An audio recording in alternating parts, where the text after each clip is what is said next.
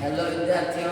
तो आप सबको आपके अपने पसंदीदा चैनल RS Academy 24 पर तहे दिल से स्वागत करता हूं। तो चलिए विद्यार्थियों, आज हम लोग क्लास 9 के चैप्टर 1 का लेक्चर नंबर 5 देखेंगे।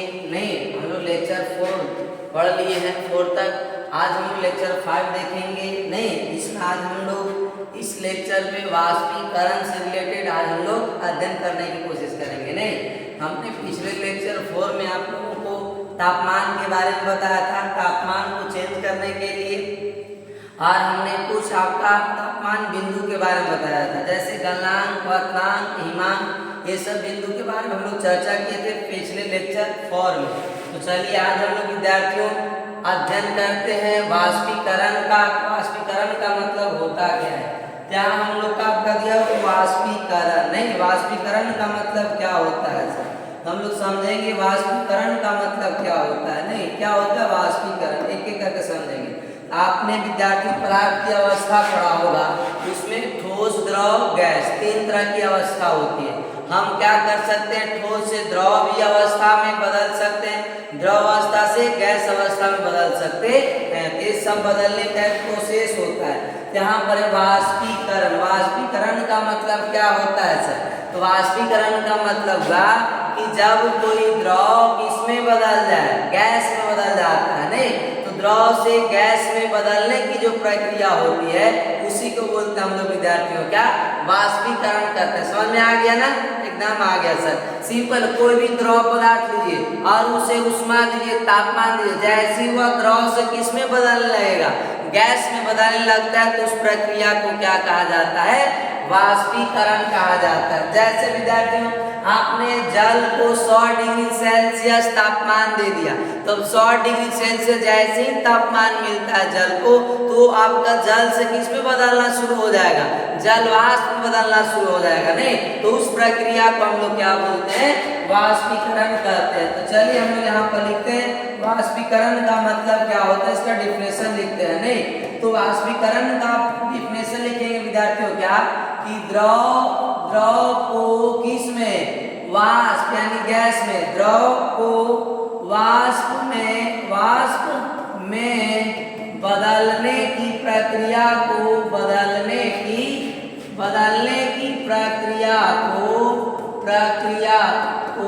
क्या कहा जाता है विद्यार्थियों? वाष्पीकरण कहते हैं। क्या कहते हैं? वाष्पीकरण कहते हैं। समझ में आ गया ना? एकदम छोटा सिंपल डिफिनेशन लिखे कि द्रव को वाष्प में बदलने की प्रक्रिया को क्या कहते हैं हम लोग? वाष्पीकरण। द्रव से वाष्प बदल जाएगा, द्रव से किस में बदल जाएगा आपका?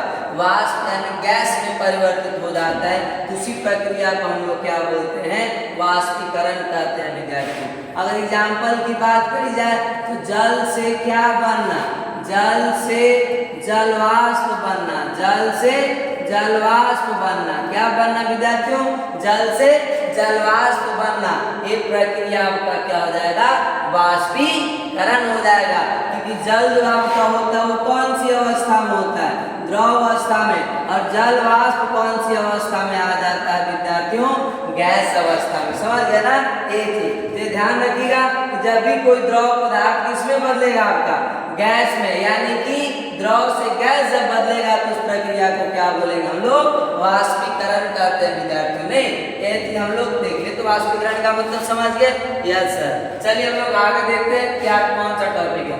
आगे हम लोग का वाष्पीकरण को प्रभावित करने वाले कारक। नहीं, वाष्पीकरण को कौन कौन से कारक प्रभावित करते हैं? कौन कौन से कारक से वाष्पीकरण प्रभावित होता है? हम लोग यहाँ सबसे पहले आपका क्या? सतह क्षेत्र बढ़ने पर। नहीं, सतह क्षेत्र, सतह का मतलब पृष्ठ होता है विद्यार्थियों। तब सतह क्षेत्र बढ़ने से क्या होता है? वाष्पीकरण बढ़ता है या घटता है? तब याद रखिएगा वाष्पीकरण एक प्रकार का सतही प्रक्रिया है। अब जितना सतह बढ़ेगा, जितना आपका पृष्ठ बढ़ेगा, वाष्पीकरण का दर भी क्या होते जाएगा? उतना ही ज्यादा होता है विद्यार्थियों। क्या होता है? बढ़ती। वाष्पीकरण का भी दर बढ़ेगा जब सतह का क्षेत्रफल बढ़ेगा तब। समझ गए ना? आप इसे अच्छा एक एग्जाम्पल समझ सकते हैं। आप एक गर्म चाय लीजिए और वो गर्म चाय को एक प्लेट में रख दीजिए और उतना ही चाय को एक कप में रख दीजिए। जल्दी कौन ठंडा होता है? जल्दी प्लेट वाला ठंडा होगा सर, और कप वाला कम ठंडा होगा। क्योंकि प्लेट का सतह ज्यादा है, प्लेट का सतही क्षेत्रफल ज्यादा है कप की अपेक्षा। नहीं, कप का कम है, इसलिए कप के अंदर जो बचे वाष्पीकरण हो रहा है वो वाष्पीकरण का दर कम है और प्लेट में क्या है? ज्यादा वाष्पीकरण का दर है। और वाष्पीकरण का दर जितना ज्यादा होगा उतना ही आपका क्या होता है? शीतलता होता है, यानी ठंडा होता है। नहीं, ये आगे हम लोग देखेंगे कि सर कप में क्यों जल्दी हम लोग चाय पी लेते हैं, और सॉरी प्लेट में जल्दी पी लेते हैं और कप में लेट से पीते हैं। कप का जो चाय है वो लेट से ठंडा होता है और प्लेट का जल्दी ठंडा हो जाता है। क्योंकि विद्यार्थियों प्लेट का जो क्षेत्रफल है वो ज्यादा है। क्षेत्रफल ज्यादा होने के कारण जो कप के अंदर चाय है वो क्या हो जाता है? तेजी से उसमें वाष्पीकरण की दर होता है, और वाष्पीकरण तेजी से होता है, इसलिए वो क्या हो जाता है? जल्दी ठंडा हो जाता है। और कप का सतही क्षेत्रफल कम है, इसलिए उसमें वाष्पीकरण का दर क्या हो जाता है? कम हो जाता है, जिसके कारण जो कप का चाय है वो धीरे धीरे ठंडा होता है। इसलिए हमें उस कप से चाय पीने में ज्यादा समय लगता है और प्लेट से हम तुरंत क्या कर सकते हैं? पी सकते हैं। समझ गए विद्यार्थियों? तो सतह क्षेत्रफल बढ़ने पर वाष्पीकरण का भी दर क्या होता है? बढ़ता है। लिखा हुआ है कि वाष्पीकरण एक ऐसी प्रक्रिया है, सतही प्रक्रिया है, जिससे सतही क्षेत्र बढ़ने पर वाष्पीकरण की दर भी क्या हो जाती है? बढ़ जाती है। जितना सतह बढ़ेगा वाष्पीकरण का दर भी क्या हो जाता है? बढ़ जाता है। नहीं, तेजी से वाष्पीकरण की प्रक्रिया होती है। समझ गए विद्यार्थियों? जैसे कपड़े सुखाने के लिए हम उन्हें क्या करते हैं? फैला देते हैं। विद्यार्थी क्या करना, आप ये दो कपड़े अपने शर्ट लेना, दोनों शर्ट को धोना एक साथ, और धोने के बाद एक शर्ट को पूरे फैला करके रख देना सूखने के लिए, और एक शर्ट को पूरा उसे मोड़ करके रख दीजिएगा। देखिएगा कौन शर्ट जल्दी से होता है, सूखता है। तो जो शर्ट फैला कर पसारा हुआ है वो शर्ट जल्दी सूख जाता है, और जो शर्ट मोड़ करके रखा वो धीरे धीरे सूखता है। नहीं, क्योंकि जब शर्ट जिस शर्ट को फैला करके रखे थे उसका सतह क्या हो गया? फैल गया, ज्यादा हो गया, और वो जो हम लोग मोड़ करेंगे तो उसका सतह क्या हो गया? आपका कम। जब सतह कम हो गया तो वाष्पीकरण की दर क्या हो जाएगा? कम हो जाएगा। इसलिए मोड़ा हुआ शर्ट धीरे धीरे सूखेगा और फैला हुआ शर्ट क्या हो जाएगा? आपका तेजी से सूख जाता है। विद्यार्थियों समझ गए ना ये चीज? तो कपड़े सुखाने के लिए उसे क्या करते हैं? हम लोग फैला देते हैं। विद्यार्थियों क्या करते हैं? फैला देते हैं। और हम लोग कप का एग्जाम्पल आप लोग को बताया, समझ गए नहीं? ये चीज आपका है। इसके बाद हम लोग सतही क्षेत्रफल समझ गए कि सतही क्षेत्रफल बढ़ेगा तो वाष्पीकरण का भी दर क्या हो जाता है? बढ़ जाता है। विद्यार्थियों समझ गए ना? ये चीज है। आपने सिंपल एक दूध पीने के लिए लेना, एक आपका दूध गिलास में लेना और एक दूध आपका एक प्लेट वगैरह बड़ा सा प्लेट में लीजिएगा। देखिए कौन जल्दी ठंडा हो जाता है? तो सर प्लेट वाला जल्दी ठंडा होगा और जो गिलास वाला है कम, क्योंकि प्लेट का क्षेत्रफल ज्यादा है और कप का क्षेत्र क्या है? गिलास का क्षेत्र क्या है? कम है। इसलिए इसमें वाष्पीकरण की दर कम होगा, और वाष्पीकरण का दर जितना कम होता है उतना ही आपका कम ठंडा होता है, और वाष्पीकरण का दर जितना ज्यादा होगा ठंडा उतना ही हम लोग को लगेगा। समझ गए ना? उतना ही तेजी से आपका क्या होता है? ठंडा होता है। इसके बाद आगे हम लोग देखते हैं तापमान में वृद्धि। नहीं, टेम्परेचर क्या होगा? बढ़ेगा। तापमान में वृद्धि होगा तब क्या होता है? वाष्पीकरण का दर तब भी क्या होगा? बढ़ेगा। क्योंकि जब तापमान बढ़ाते हैं तो कणों की गतिज ऊर्जा क्या हो जाती है? बढ़ जाती है, और कण की जितना ज्यादा गतिज ऊर्जा होगा उतना ही तेजी से क्या करेगा? गति करेगा। मतलब उतना ही तेजी से वाष्प में उतना ही तेजी से आपका गैसीय अवस्था में परिवर्तित होने लगता है। तो वही है कि तापमान बढ़ने पर अधिक कणों को पर्याप्त गतिज ऊर्जा मिलती है, जिससे वह क्या हो जाते हैं? वाष्पीकृत हो जाते हैं। विद्यार्थियों नहीं, जितनी उनकी आपका ऊर्जा है तापमान बढ़ाने उससे ज्यादा गतिज ऊर्जा मिल जाती है, जिससे वह तेजी से क्या हो जाते हैं? वाष्पीकृत हो जाते हैं, वाष्प में बदल जाते हैं। इससे निष्कर्ष निकलता है कि तापमान बढ़ने पर वाष्पीकरण का दर भी क्या होगा? आपका बढ़ेगा। विद्यार्थियों समझ गए ना? Yes sir. इसके बाद है आर्द्रता में कमी। अब आर्द्रता का मतलब क्या होता है विद्यार्थियों? तो आर्द्रता का मतलब होता है कि आपके अगल बगल जितना पानी जमा हुआ है, अब वो गड्ढा में पानी जो जमा है 2-3 दिन तक गड्ढा में पानी मत डालिए, और तेज धूप होने के कारण जो आपका गड्ढा का पानी धीरे धीरे क्या होने लगता है? सूखने लगता है। वो क्यों सूखता है? क्योंकि जब गड्ढे के पानी का तापमान अधिक मिलता है तो उसके कणों की गतिज ऊर्जा क्या हो जाती है? बढ़ जाती है, जिससे वो जल गर्म हो करके किसमें बदल जाता है? जलवाष्प में बदल जाता है, और वो जलवाष्प किसमें मिल जाता है? वायु में मिल जाता है बच्चे। तो वही जो जलवाष्प वायु में आया, तो वही जलवाष्प की मात्रा को क्या बोलते हैं हम लोग? आर्द्रता कहते हैं विद्यार्थियों। क्या बोलते हैं? आर्द्रता कहते हैं। और वायु में जितना ज्यादा आर्द्रता होगा उतना ही क्या होगा? ठंडा रहेगा। और वायु में आर्द्रता नहीं रहेगा वो ठंडा नहीं। जैसे विद्यार्थी अभी का जो मौसम होता है गर्मी का मौसम, गर्मी के मौसम में जब हवा भी चलता है तो पूरा गर्म लगता है, धा लगता है ना। ऐसा क्यों लगता है विद्यार्थियों? क्योंकि वायु जो है गर्मी के मौसम का वो शुष्क वायु है, उसमें जल वाष्प की मात्रा नहीं है, इसलिए हम लोग को गर्मी का जो हवा होता है वो आपका गर्म लगता है, उससे धा लगता है हम लोग को नहीं। लेकिन वही गर्मी के मौसम में जब कूलर चालू करके हम लोग सोते हैं तो उससे ठंडा महसूस होता है, परंतु पंखा लगा के सोने से उतना ठंडा महसूस नहीं होता। क्यों नहीं होता है? क्योंकि कूलर जो है विद्यार्थियों उसके अंदर पानी होता है, और वो पानी जब बाहर निकलता है तो बाहर निकलने के बाद क्या होता है? आपका वाष्पीकृत होता है, वाष्प बदलता है, और वो जो आपका वाष्प वायु में मिलता है, जिससे जो हवा हम लोग को लगता है वो क्या कैसा लगता है? आपका ठंडा हवा लगता है विद्यार्थी। समझ गए नहीं? तो वही आपका कि यहाँ पर आर्द्रता में कमी का मतलब कि आर्द्रता यदि बढ़ेगी तो वाष्पीकरण का दर क्या हो जाएगा? कम, क्योंकि ठंडा वायु हो जाएगा। और जब आर्द्रता की मात्रा कम हो जाएगी तो वाष्पीकरण का दर क्या हो जाएगा? बढ़ जाएगा विद्यार्थियों।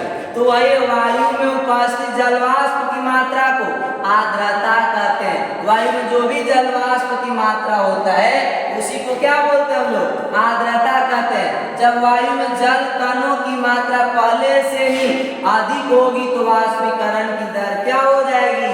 घट जाएगी। अगर उसमें जलवाष्प की मात्रा ज्यादा, आर्द्रता की मात्रा अगर ज्यादा होगा तो जलवाष्प की दर और वाष्पीकरण का दर क्या हो जाएगा? आपका घट जाएगी। और आर्द्रता में यदि कमी होगी, आर्द्रता की मात्रा कम होगा, जलवाष्प की मात्रा कम होगा वायुमंडल में, तो बच्चे आपका क्या होगा? वाष्पीकरण तेजी से होता है। समझ गए नहीं? ये चीज है। क्योंकि आप एक गर्मी का और एक ठंडा का मौसम देख लीजिए नहीं। अब ठंडा के मौसम में या बरसात के मौसम में, बरसात के मौसम का जो हवा लगता है उससे ठंडा लगता है। धूप है अगर हवा चल रहा है तो भी ठंडा लगता है, क्योंकि बरसात के मौसम में जो वायु होता है उसमें जलवाष्प की मात्रा अधिक होती है, परंतु गर्मी की मौसम का जो वायु होता है उसमें जलवाष्प की मात्रा कम, आर्द्रता की मात्रा कम होती है। इसलिए गर्मी के मौसम का हवा हमें गर्म लगता है, धा लगता है उससे, लेकिन बरसात का जब हवा चलेगा तो बहुत अच्छा लगता है, ठंडा महसूस होता है नहीं गर्मियों के मौसम की अपेक्षा। समझ गए विद्यार्थियों? तो ऐसा क्यों होता है? वो आर्द्रता पर डिपेंड करता है। अगर वायु में आर्द्रता की मात्रा ज्यादा है तो ठंडा महसूस होगा, और यदि वायु में आर्द्रता की मात्रा नहीं है तो कैसा महसूस होगा? हम लोग को गर्म महसूस होगा, गर्माहट लगेगा। समझ गए विद्यार्थियों? ये चीज आप सिंपल याद रखिएगा कि जब वायु में आर्द्रता की कमी होगी, आर्द्रता की मात्रा कम होगा तो वाष्पीकरण का दर क्या हो जाएगा? बढ़ जाएगा। और वायु में आर्द्रता की मात्रा अधिक होगी तो वाष्पीकरण का दर क्या हो जाएगा? घट जाएगा। विद्यार्थी समझ में आ रहा है ना? Yes sir. तो चलिए हम लोग आगे देखते हैं। अगला टॉपिक क्या है? अगर हम लोग वायु की गति में वृद्धि, अब यदि वायु की गति तेज हो जाती है तब क्या होता है? वाष्पीकरण का दर बढ़ेगा या घटेगा? तो तेज वायु में कपड़े जल्दी सूख जाते हैं। वायु के तेज होने से जलवाष्प कण वायु के साथ उड़े जाते हैं, जिससे आसपास के जलवाष्प की मात्रा क्या हो जाती है? घट जाती है विद्यार्थियों। जब वायु तेज चलेगी तो उसमें कपड़ा क्या हो जाता है, सूख जाता है। क्यों सूखता है सर, क्योंकि वायु तेज होती है। तो वायु के तेज होने से जलवाष्प के कण किसके साथ चले जाते हैं, वायु के साथ आपका उड़ जाते हैं, वायु के साथ उड़ जाते हैं, चले जाते हैं, नहीं, जिससे आसपास के जल कोचे में बदल जाते हैं। आसपास के जलवाष्प की जो मात्रा है वो क्या हो जाती है, घट जाती है। आसपास के जलवाष्प की मात्रा क्या हो जाती है, घट जाती है। वायु के साथ तेजी से चल गया आपका वाष्प का कण, जिससे आसपास के जलवाष्प के कण क्या मात्रा क्या हो जाती है, घट जाती है, नहीं, जलवाष्प की मात्रा क्या हो जाती है, घट जाती है, जिससे आपका कपड़ा या जो भी चीजें वो तेजी से क्या हो जाता है, सूख जाता है। विद्यार्थियों समझ गए, नहीं, ये चीज। तो वायु की गति जितना तेज होगा उतना ही ज्यादा वाष्पीकरण का दर होगा। विद्यार्थियों समझ गए, नहीं, वाष्पीकरण उतना ही तेजी से होगा आपका। ये टॉपिक। इसके बाद नेक्स्ट टॉपिक हम लोग का है, हाँ, अब देखिए वाष्पीकरण के कारण शीतलता। अब आपको पता चलेगा सर कूलर में रहने से ठंडा क्यों महसूस होता है। जब हम कूलर में सोते हैं तो हमें ठंडा लगता है, परंतु पंखा को सोने में धारा लगता है, पंखा को बंद करके सोना पड़ता है। ऐसा क्यों है सर, क्योंकि यहाँ पर अब आ गया हम लोग का टॉपिक वाष्पीकरण। वाष्पीकरण के कारण ही क्या होता है, शीतलता यानी ठंडा महसूस होता है। तो इसका क्या, द्रव के वाष्पीकरण के दौरान कम हुई ऊर्जा को, जब वाष्पीकरण के दौरान द्रव का जो ऊर्जा क्या होता है, कम हुई ऊर्जा को पुनः प्राप्त करने के लिए द्रव के कण, जो द्रव के कण थे अगल बगल से क्या करेंगे, अपने आसपास से ऊर्जा को अवशोषित करते हैं। ऊर्जा को क्या करते हैं, अवशोषित, अपने आसपास की ऊर्जा को क्या कर लेंगे, अवशोषित कर लेते हैं, जिसके कारण क्या होता है, शीतलता हो जाती है। जिसके कारण क्या होता है, शीतलता हो जाता है। समझ गए ना विद्यार्थियों, ये चीज। यही कारण है कि द्रव के जो आपका वाष्पीकरण होता है उसके दौरान इसमें जो भी ऊर्जा कम होती है वो ऊर्जा पुनः प्राप्त करने के लिए द्रव के कण अपने आसपास से ऊर्जा को क्या कर लेते हैं, अवशोषित कर लेते हैं, जिसके कारण कैसा महसूस होता है, शीतलता हो जाती है, ठंडापन हो जाता है। विद्यार्थी समझ गए, नहीं, ये चीज है, यानी ठंडापन हो जाता है। यही आपका वाष्प कूलर से भी ठंडा लगता है, क्योंकि कूलर के अंदर जो पानी है वो हवा के साथ बाहर निकलता है, और बाहर निकलने के बाद जो भी उसके अंदर क्या ऊर्जा की कमी है द्रव के कणों की, तो वो द्रव के कण अगल बगल से ऊर्जा को क्या करते हैं, उसमें ऊर्जा को अवशोषित करेंगे और वो फिर कोचे में बदल जाएंगे, गैस में, यानी वाष्पीकृत हो जाते हैं। जब वाष्पीकृत होंगे तो हम लोग को कैसा महसूस होगा, ठंडा महसूस होगा। विद्यार्थियों समझ गए ना, यस सर। इसके बाद आगे चलते हम लोग क्या, आगे गर्मियों में हमें कपड़े, सूती कपड़े पहनने चाहिए। क्यों पहनने चाहिए, नहीं, क्योंकि ध्यान दीजिएगा गर्मी में ज्यादातर लोग कैसे कपड़े पहनते हैं, कॉटन का कपड़ा, सूती कपड़ा पहनते हैं, हल्के रंग के सूती कपड़े पहनते हैं। क्यों पहनते हैं सर, क्योंकि आपके शरीर से गर्मियों के मौसम में क्या होता है, पसीना चलते रहता है। क्या चलते रहता है, पसीना चलते रहता है, और वो पसीना में पसीना जो चलते रहता है वो पसीना को आपके सूती का कपड़ा क्या करते रहता है, अवशोषित करते रहता है, जिससे आपके शरीर में कैसा महसूस होगा, ठंडापन महसूस होगा, आरामदायक होगा, नहीं, आराम महसूस होगा। यहाँ लिखा हुआ है क्योंकि सूती कपड़ों में जल का अवशोषण अधिक होता है। जल का अवशोषण क्या होता है, अधिक होता है, इसलिए हमारा पसीना इसमें क्या होता है, अवशोषित होकर वायुमंडल में आसानी से वाष्पीकृत हो जाता है, जिससे हमें कैसा महसूस होता है विद्यार्थियों, शीतलता महसूस होता है। शीतलता मिलती है यानी ठंडापन मिलेगा, ठंडा लगेगा। इसलिए आप हमेशा गर्मी के मौसम में कैसा कपड़ा पहनिए, सूती कपड़े पहनिए। कि जैसे कपड़ा है, अगर ये सूती कपड़ा नहीं रहेगा तो आपके शरीर से जो पसीना चल रहा है उसको अवशोषित नहीं करेगा। जब अवशोषित तो आप पूरा गर्मी लगेगा, नहीं, गर्म महसूस होगा। तो आप इसलिए वो कपड़ा हम लोग को, जो कॉटन कपड़ा नहीं है वो कपड़ा को नहीं पहनना है। लेकिन कॉटन कपड़ा पहनने से क्या होता है कि जो भी पसीना चलेगा आपके शरीर से गर्मी के मौसम में, वो पसीना को क्या करते जाएगा, अवशोषित करेगा, और अवशोषित करने के बाद वो किसमें बदल जाएगा आपका, नहीं, इसमें अवशोषित होकर के वायुमंडल में आसानी से क्या क्या हो जाता है, आपका पसीना वाष्पीकृत होता है, जिससे आपको कैसा लगेगा, शीतलता महसूस होगा। विद्यार्थियों समझ गए ना? Yes sir. इसके बाद आगे आते हैं हम लोग। हाँ, बर्फीले जल से भरे गिलास की बाहरी सतह पर जल की बूंदे क्यों नजर आती है? बहुत अच्छा सा टॉपिक है, इसे आप डेली लाइफ में भी अभी गर्मी के मौसम में यूज कर सकते हैं। क्या होंगे आप, क्या कि इसका क्लियर हो जाएगा विद्यार्थियों, क्या एकदम आप अपने से समझना है, अपने से घर में जाकर के आपको देखना है कैसा होता है कि नहीं। आपके घर में फ्रिज होगा, फ्रिज में एक बॉटल पानी भर के रख दीजिए, 2-4-5 घंटा तक उसे पूरा ठंडा होने दीजिए। अब जब वो ठंडा हो जाएगा, उस बोतल को बाहर निकाल के देखिए, वो बोतल के ऊपर देखेगा कि पानी है, जबकि बोतल में तो छिद्र है ना कि अंदर से रिस के पानी बाहर आएगा। तो पानी जैसा जल के बूंदों हम लोग को दिखता है, वो बूंद कहाँ से आता है? तो जब आप बोतल को बाहर निकालेंगे फ्रिज से, तो बाहर निकालने के बाद वो बोतल का टेम्परेचर क्या है, कम है, तापमान कम है, ठंडा है। अब वो बोतल के अगल बगल जितने भी जल वाष्प की मात्रा है, जितने भी जल वाष्प, जितने भी आर्द्रता है, वो आर्द्रता किसके संपर्क में आएगा? बोतल के संपर्क में, ठंडे बोतल के संपर्क में। और जैसी ठंडे बोतल के संपर्क में आएगा, उसका तापमान क्या हो जाएगा? कम। जल वाष्प का तापमान कम होगा तो फिर वो कोची में बदल जाएगा? द्रव में। और वही द्रव में बदल करके जल वाष्प हम लोग को लगता है कि इसमें बाहर जल के बूंदे पड़ा हुआ है। समझ गए ना विद्यार्थियों?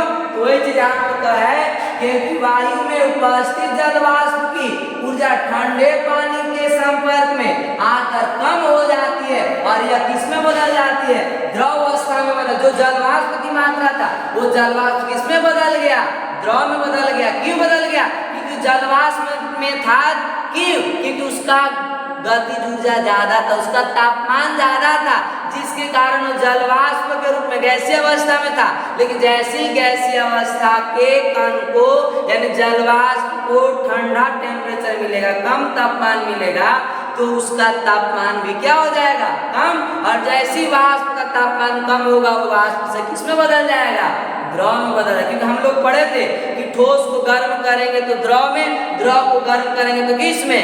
गैस में। और गैस को जब शीतलता करेंगे, ठंडा करेंगे तो द्रव में, द्रव को और शीतलता करेंगे तो आपका ठोस में बदल जाता है। जल को धार लिए थे विद्यार्थियों, नहीं? तो अगल बगल जो भी जल वाष्प है, उसके संपर्क में जब आसपास के जो जल वाष्प है वो ठंडे बोतल के संपर्क में आएंगे, और ठंडे बोतल के संपर्क में आने से जो जल वाष्प की कणों की गतिज ऊर्जा अधिक थी, वो ज्यादा, उसके अंदर जो तापमान था उसकी तापमान कम हो जाएगा, कणों की गतिज ऊर्जा कम हो जाएगी, और वो जल वाष्प से किसमें बदल जाएंगे? द्रव में, जल में बदल जाते हैं, यानी गैसीय अवस्था से द्रव अवस्था में बदल जाएंगे। इसीलिए हम लोग को बोतल के ऊपर कैसा महसूस होता है? लगता है जल के बूंदे गिरे हुए लगते। वही करेगा जो हमें जल की बूंदों के रूप में नजर आते, लगा कि जल के बूंदे। समझ गए विद्यार्थियों? तो आज हम लोग लेक्चर 5 में इतने टॉपिक देखे। बर्फीले जल से भरे गिलास की बाहरी सतह पर, नहीं, लास्ट टॉपिक हम लोग का था जल की बूंदे क्यों नजर आती है। समझ के इसमें कोई दिक्कत नहीं। तो आज हम लोग यहीं तक रहने देते हैं, फिर अगले लेक्चर में अगले टॉपिक लेकर आएंगे हम लोग, और अगले टॉपिक को पूरे विस्तार से अध्ययन करने की कोशिश करेंगे। समझ गए विद्यार्थियों? तो आज हमने इतने टॉपिक को कवर किया। अब आप कितने टॉपिक अच्छे से समझ गए होंगे। अगर विद्यार्थियों आपको इसमें से कोई भी टॉपिक में डाउट रह गया हो, तो आप अपने डाउट्स को कमेंट बॉक्स में लिखिए, और समय मिलने के बाद आपके कमेंट का अवश्य जवाब देने की कोशिश करेंगे। समझ गए विद्यार्थियों? हमें नहीं लगता है कि आपको टॉपिक समझ नहीं आया होगा। अगर नहीं गया होगा तो वीडियो को आप दोबारा देख सकते हैं। तो भी नहीं आता है तो आप हमसे सीधे कांटेक्ट भी कर सकते हैं, या कमेंट में अपना डाउट्स लिख सकते हैं। समझ गए विद्यार्थियों? आज यहीं तक, फिर मिलते हैं हम लोग अगले वीडियो में, नहीं, नए अंदाज के साथ।